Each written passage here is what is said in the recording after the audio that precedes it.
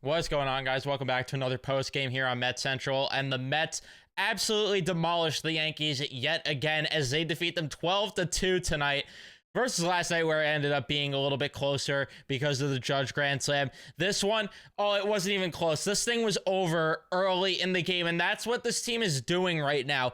They're beating teams, and they're not just beating them, they are annihilating them. And I'll tell you right now, though, it makes no sense in the world to me how it's pitchers like Gill who are having an elite year. It's pitchers like Cole. It's pitchers that are upper echelon in the league that they're beating down. Lorenzen even who's been having a good year, beat down. It's just all these upper echelon pitchers that they've been annihilating. And then the bad pitchers, they just do nothing against. It makes zero sense to me, but regardless, we're going to talk about this game. Before we do, please be sure to leave a like on the video if you enjoy it. Subscribe if you guys are new, especially if you're a Met fan, and turn on your notifications so you know when I upload or go live. Yeah, this thing was not even close. I mean, this is just, it was laughable. I mean, it was very simple what the Yankees did versus what the Mets did. What the Mets did is they had contributions up and down the lineup. What the Yankees did was they had Juan Soto and Aaron Judge get free base passes, and then everyone else stinks. Because the first inning, right off the rip, virtually a carbon copy and paste of the first game, you had the out from Volpe there, and then the bases get loaded, right? And then Verdugo hits into a double play. Huge for Manaea, which, listen, I'm still not happy with the fact that the starting rotation does this. Like, I'm not gonna sit here and pretend that everything's okay. And listen, I am happy that this offense is the way it is, and I am not complaining, but I'll tell you right now, if this team is going to contend for a playoff spot, pitching is it's not even it's just mandatory. It is mandatory for this team to address the rotation, because you could not have like, it's gross on back-to-back days you have your starting pitcher allow 5 walks. I mean, that is just gross. And I know that's silly and stupid that they won 12-2, and I'm sitting here complaining about Manaea walking 5 batters. But let's be frank here. Like, you can't do that. And you should be thankful, though, that the rest of the Yankees lineup stinks, because they would have paid for it big time. And then even if Verdugo got a couple of knocks earlier on, because he did end up actually with 2 hits at the end of the night, but, you know, say he gets those 2 hits earlier on in the game versus later on, you know, we're talking about a different ball game here. So again, a nitpick thing, a little thing, but it's just gross having your starting pitchers allow this many walks, especially when you got options in the minor leagues that I've talked about ad nauseum. And then on top of that, again, if they want to contend, I'm not comfortable with this being the 5 guys that are rolled out there in your rotation. Like, I want to see, I'm comfortable with Severino. I know Senga's on the way back. I'll be very comfortable with Senga. Hopefully there's not too much regression with Senga, which I do expect a bit. We can't sit here, and I think every Met fan needs to accept it, that when it is the time for Kodai Senga to come back, it's not going to be what we were accustomed to last year. But Severino, honestly, is like the only guy that I'm comfortable that's starting every 5th day. Like that, it's like, all right, let's go. I'm ready to roll with Luis Severino, baby. Outside of that, you know, Quintana, it's just, what are you going to get from him? Sean Manaea, what are you going to get from him? Tyler McGill, what are you going to get from him? David Peterson, what are you going to get from him? It's just way too much inconsistency for my likings. And again, they're winning games because their offense is on a tear, which I love. And then on top of that, you know, again, if I'm going to nitpick another thing, I'll nitpick the other thing later. But in terms of getting back to the game, bottom of the first, it feels like a free thing. Like, throw cash on Lindor to get a leadoff double. It's basically free right now. And this is why I love the lineup construction the way it is now versus Nimmo leading off, because I was so against the idea of Nimmo leading off for the longest time. I want someone that could swing the stick to get an extra base hit, and if he does get a single, a guy that's a threat on the base paths, and a guy with a bit of power. I know Lindor started the season slow, and I know that I shouldn't say we all, because there are people that defend Lindor to the grave, but I know a lot of us, including myself, were getting on Lindor. And I tweeted this too. It is so infuriating how he just didn't start season so damn slow, how much we would be just celebrating this guy on a yearly basis as the face, the superstar. And listen, I will take superstar numbers from June on, but put it together in just put it together in the first month or two, like, or at least be cool for 2 weeks and then get going. Like, enough with the month and a half thing. But again, I shouldn't be complaining. They just swept the Yankees at 12-2. Who am I? I'm such a jerk off. I know that I'm a jerk off, but regardless, that's the way the first inning went. Because after that, unfortunately, they couldn't drive in a run. You had, unfortunately, that Pete Alonso fly out there, and then Tyrone Taylor with a pop out. You couldn't get anything. Then the second inning, I mean, again, it would. The good thing about Manaya's start that I will say, if I gotta give credit where it's due, as much as I complained, he bounced back good. Like, he really settled in the second inning, allowed a leadoff single, didn't phase him, got the double play, got a strikeout.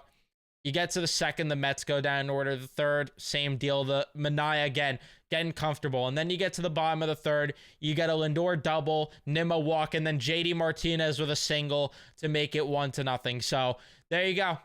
All of a sudden, you're on the board. Alonso, unfortunately, gets to do a double play, and then Alvarez made it 3-0 with a home run because Alvarez is... I mean, this kid is just...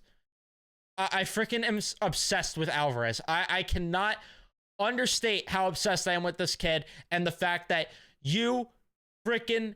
Like, this is the first time I can remember a Mets prospect being hyped up. And again, he's only 22. We'll see how the rest of the career goes, but... early on, as advertised with this kid, and I am absolutely here for it. I guess I can't call him a kid. He's technically still a year older than me. I still don't get that pass yet, but still, Alvarez, I'm loving what we're getting. I love the season for him. The patience he has at the plate this year versus last year. I mean, he's drawing walks. He went 3 for 3 today. He went 3 for 3, 3 RBIs, and had a walk. What more could you ask for from this guy, Alvarez? I mean, it's been unbelievable. And the way the Mets are just winning at will with him in the lineup, it's unbelievable. And then the fourth inning, they allow the single to Judge, allow a walk to JD Davis, and you're like, here we go. But Verdugo giving free outs, thankfully, and you don't have to worry. Manaya gets through the fifth, and then you get to the bottom of the fifth. Nimmo gets on with a walk. Martinez flies out. Alonso gets on with a walk. Caleb Ferguson comes in, and Alvarez with an RBI double, 4-0. Again, have yourself a day, kid. And then the rain delay happened, which lasted like it was like an hour or two. It was a really long rain delay, but regardless, that got Ferguson out of the game. Taylor then gets on with a walk. Vientos walks in a run. Sacrifice fly for McNeil. Harrison Bader with an RBI double, 7-0. And at that point, the game was just done. It was cute that Judge got that home run in the sixth inning. When Danny Young was in, which that's where my next complaint was going to come in. Oh man, this bullpen needs guys that will eat innings. And ironically, they did get a guy who did eat some freaking innings for them later on and actually got the save somehow, which is ridiculous that it counts as a save, what Adrian Hauser did. But you need guys that are going to eat more innings. Like, it sucks that Danny Young is a guy we're relying on in this bullpen. Like, again, just gross. And I know Drew Smith got hurt, and he probably would have been in there ideally in that scenario, but still, it is what it is with that.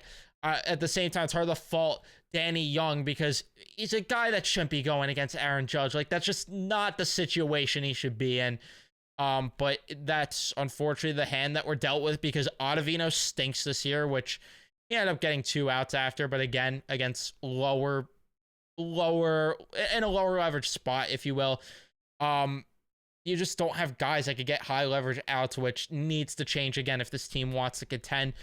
And then you get to the sixth inning. You had Alonso and Alvarez get on with 2 outs, and then Tyrone Taylor with the home run, and that made it 10-2. Again, just burying them. Bader in the 7th, home run, 11-2. Just bury them. Vientos had an RBI single in the 8th, bury them. And again, Hauser just gets you the distance, gets you the job done.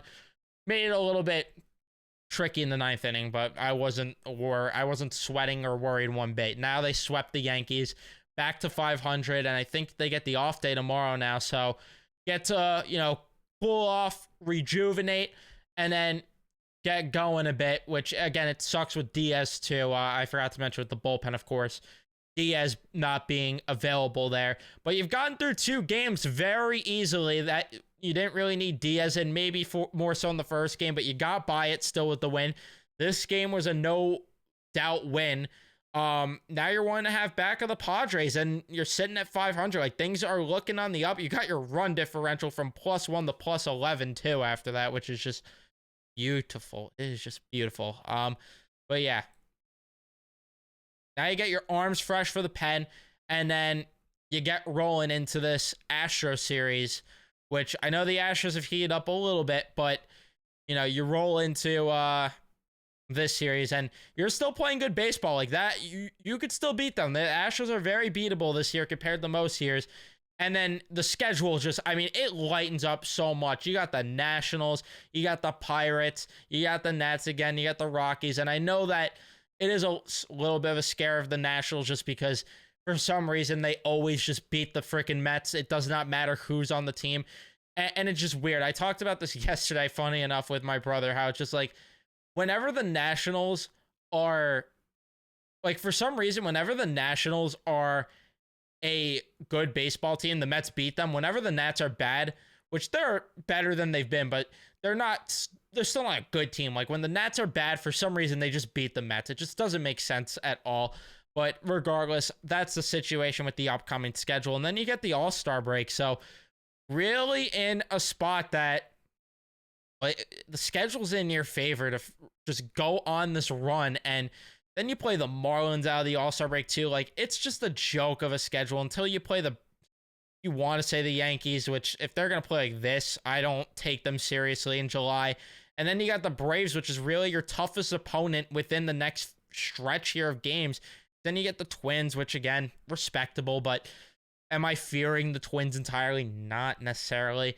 So you got a favorable schedule, so we're probably talking about this team buying at the deadline, which is crazy considering where I was just a couple of months ago. Like, it is just insanity where we are with this baseball team, but here we are. Here we are. But that is going to be it for me. Thank you guys so much for tuning in and watching. Leave a like if you enjoyed. Let me know all your thoughts in the comments. Don't forget to subscribe. Turn on your notifications so you know when I upload or go live. And I'll see you in the next one.